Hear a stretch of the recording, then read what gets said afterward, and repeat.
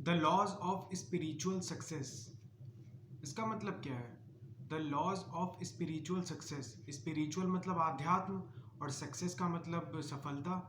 तो आध्यात्म में सफलता का मतलब क्या है? आध्यात्म में सफलता का मतलब ऐसा माना जाता है कि मोक्ष को प्राप्त कर लेना, या मोक्ष क्या होता है इसको समझ लेना, है ना, ज्ञान को समझ लेना क्या होता है, ज्ञानी जन ने जो जाना है, बुद्ध ने जो ना जाना है वो क्या है, वो क्या मोक्ष क्या चीज़ है। तो शायद इसका मतलब यही होता होगा ना, स्पिरिचुअल सक्सेस, आध्यात्म की सफलता, आध्यात्म में सफलता।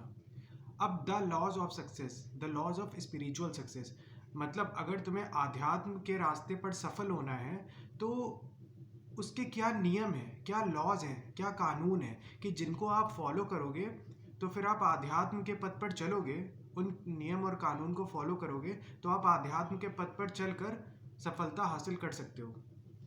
तो ये बुक है जेन योगा, जेन योगा, और ये लिखी है पीजे सहर ने। और इंट्रोडक्शन में वो ऐसा बोल रहे हैं कि पहले चैप्टर का नाम है the laws of spiritual success, कि वो कानून, वो नियम कौन से हैं जो आपको आध्यात्म के पथ पर चलने में आपको सफलता दिलाएंगे। वो कौन से कानून है, नियम है, वो हमको सबसे पहले समझने पड़ेंगे, तब जाके हमको मोक्ष ज्ञान क्या होता है तब हमको ये समझ आएगा।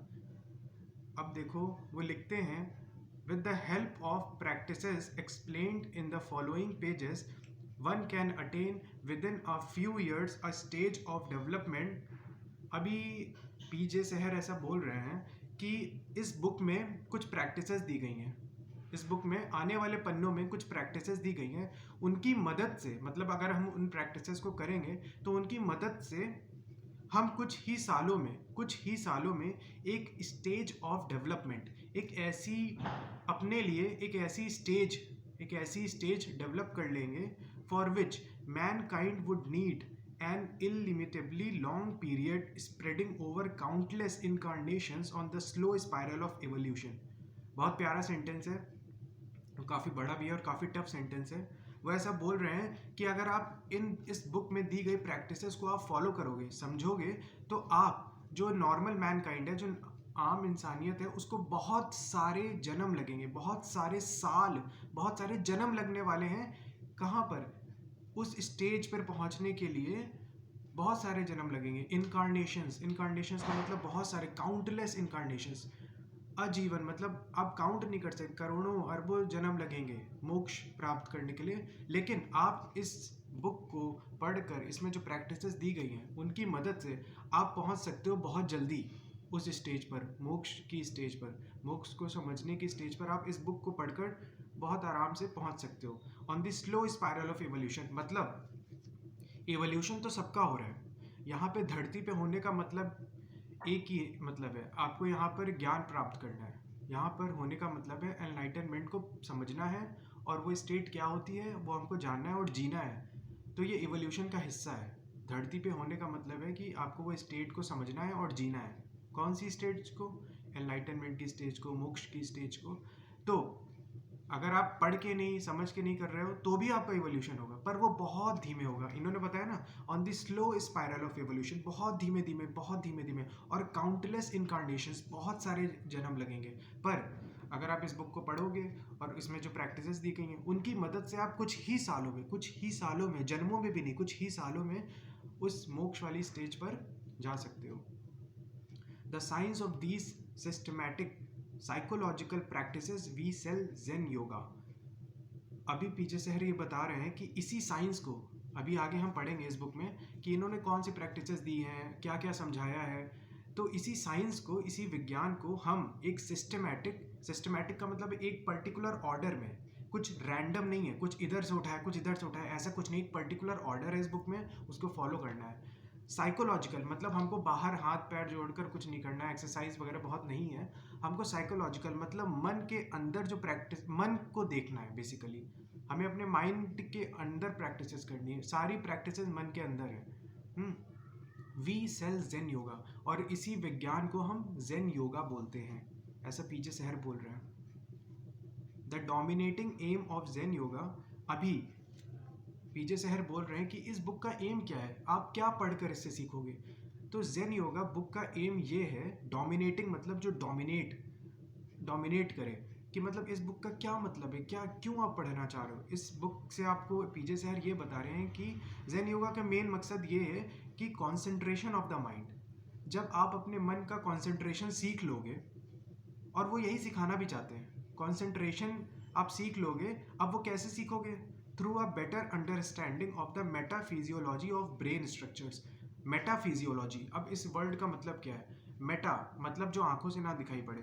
अब यहाँ पर कुछ ब्रेन के अंदर ऐसे सेंटर्स हैं, कुछ माइंड के अंदर ऐसे सेंटर्स हैं, एक कुछ पॉइंट्स हैं जो आंखों से नहीं दिखाई पड़ते, माइक्रोस्कोप से भी नहीं दिखाई पड़ेंगे, कोई साइंटिस्ट उनको खोज नहीं सकता लैब में जाके, पर वो हैं। वो मेटाफिजियोलॉजी है। मतलब आप अपने अंदर शरीर के जाएंगे तो कुछ कुछ एक्सपीरियंसेस होंगे आपको, या फिर आपको जब आप ऑब्जर्व करेंगे अपने मन को तो आपको दिखने लगेंगे वो सेंटर्स।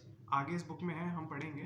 तो उसको जब हम उन सेंटर्स को, उन पॉइंट्स को समझेंगे कि हमारे माइंड में कौन से वो पॉइंट्स हैं, तब हम अपने मन को कॉन्सेंट्रेट कराना सीख पाएंगे। और यही चाबी है, यही चाबी है मोक्ष तक जाने की।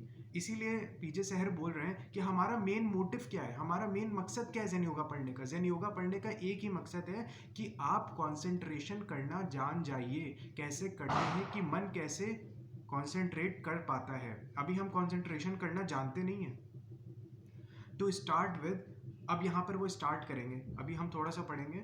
We may consider the mind as a functional system of extremely subtle vibrations. अभी वो स्टार्ट करने के लिए बोल रहे हैं कि हम ऐसा मान लेते हैं कि हमारा जो मन है वो फंक्शनल सिस्टम है। फंक्शनल का मतलब होता है कि जो चीज़ काम करती है। फंक्शनल मतलब, अब कहते नहीं है कि फंक्शनल है कि नहीं, ये डिवाइस, ये चीज़, ये सामान फंक्शनल है, मतलब काम का है कि नहीं, ये काम कर रहा है। तो हम पीजे सहर ऐसा बोल रहे हैं कि हमारा जो मन है वो फंक्शनल सिस्टम है, मतलब वो काम करता है किन चीज़ों का, एक्सट्रीमली सटल वाइब्रेशंस और रोटेशंस। पीजे सर ऐसा बोल रहे हैं कि वो छोटे छोटे छोटे छोटे वाइब्रेशंस, ऐसे ऐसे वाइब्रेट करने वाली चीज़ें हैं, या ऐसे ऐसे रोटेशन करने वाली चीज़ें। हमारा जो मन है, जो पूरा मन है जो हमें दिखता नहीं है, वो ऐसा आप मान लीजिए कि ऐसे ऐसे छोटे छोटे गोल गोल गोल कुछ घूम रहा है, उसमें कुछ वाइब्रेशंस हो रही हैं, उनका पूरा झुंड है और वो सब काम कर रहे हैं मिलकर। तो which for convenience we divide into 4 sections. अभी इस पूरे माइंड को 4 सेक्शन में वो डिवाइड करेंगे समझने के लिए, है ना। ऐसा कुछ होता नहीं है रियलिटी में, लेकिन हम अपने माइंड को अगर समझना चाहते हैं, कंसंट्रेशन जानना चाहते हैं, जो कि इस बुक का एम है, तो हमको समझना पड़ेगा वो 4 सेक्शन कौन से हैं जो पीजे सहर ने हमको बताए हैं। सबसे पहला सेक्शन तो है, अच्छा फिर हम इसको कल पढ़ते हैं, आज हम यहीं तक रखते हैं। तो हमारा जेन योगा पढ़ने का मेन मकसद क्या है, मन का कंसंट्रेशन जानना या करना, या हमको सीखना है कि मन को कैसे कंसंट्रेट करवाते हैं, क्योंकि अभी हमें कंसंट्रेशन आता नहीं करना।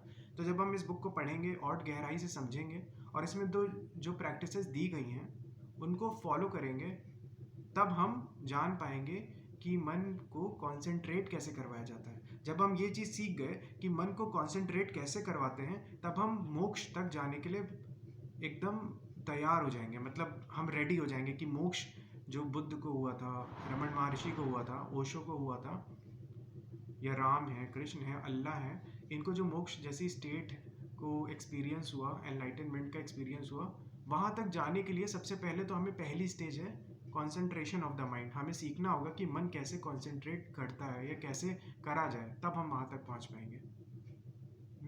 ठीक है।